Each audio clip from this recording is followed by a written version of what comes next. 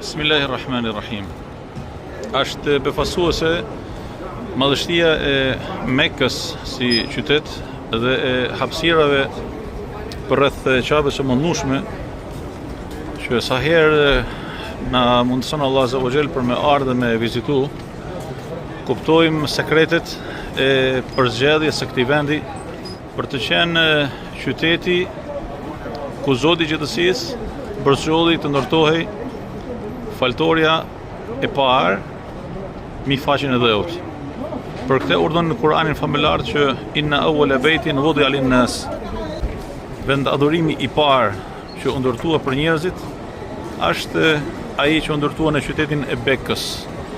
Bekka ose Mekka është e njëjta fjalë dhe i njëjti kuptim.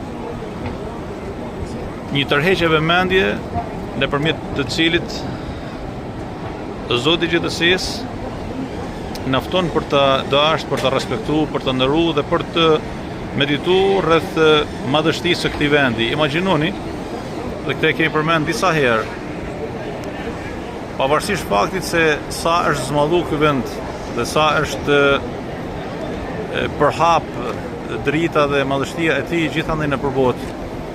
Në zanafillën e tij Mekka ishte një sahara e thatë, pa asnjë lloj bimësie, pa asnjë lloj gjurmë jete. Dhe Zoti i Gjithësisë e përzgjodhi këtë vend që të ishte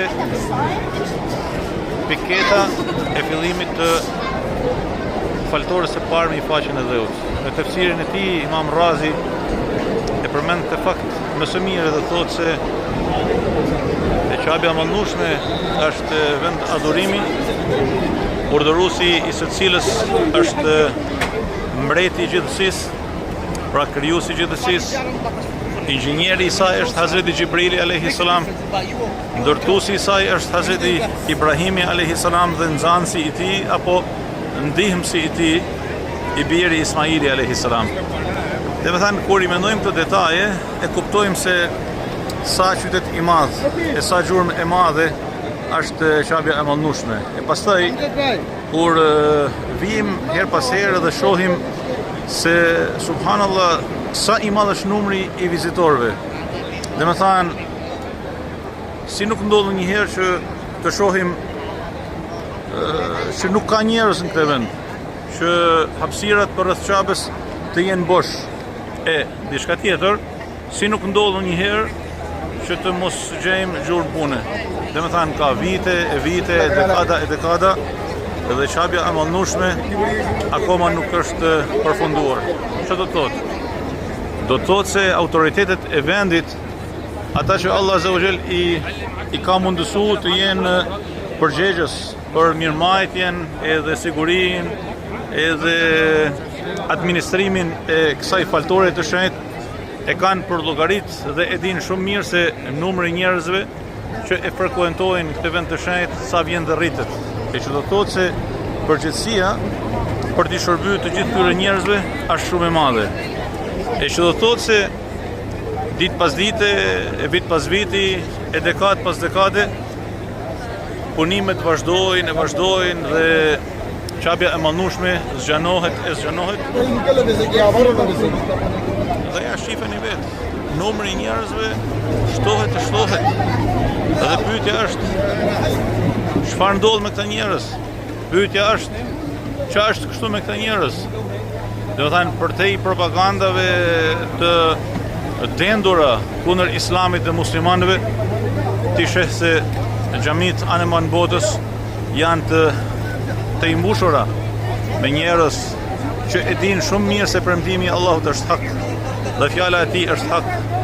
Dhe ajo çfarë ka zbrit në Kur'anin familjar është hak. Dhe se drita e Allahut Azza wa Jall nuk mund të shuhet nga askush dhe asgjë, nga asnjë propagandë, nga asnjë përpjekje, nga asnjë tentative kujdo qoftë. Absolutisht. Dhe më thënë, vetëm kur e sheh këtë dyndje të njerëzve dhe sheh këto pamje të mrekullueshme dhe këto i sheh 5 herë në ditë në këtë vend. Me besoni, këto shihen 5 herë në ditë. Dhe më thënë, dita e Xuman veçanti është një pamje mahnitse dhe një pamje befasuese. Dhe më thënë, nuk ka vend për të hedhë një hap kalojnë orët e tana dhe nuk lirohet hapësira e këtij vendi, rrugët e kështu me radhë. Çfarë do të thotë? Do të thotë se këta njerëz janë besimtarë, do të thotë se drita e Islamit nuk mund të shuhet për asgjë dhe asnjë përpjekje, nxitje, lëvizje në botë. Dhe kjo është një myshde e madhe për njerëzin.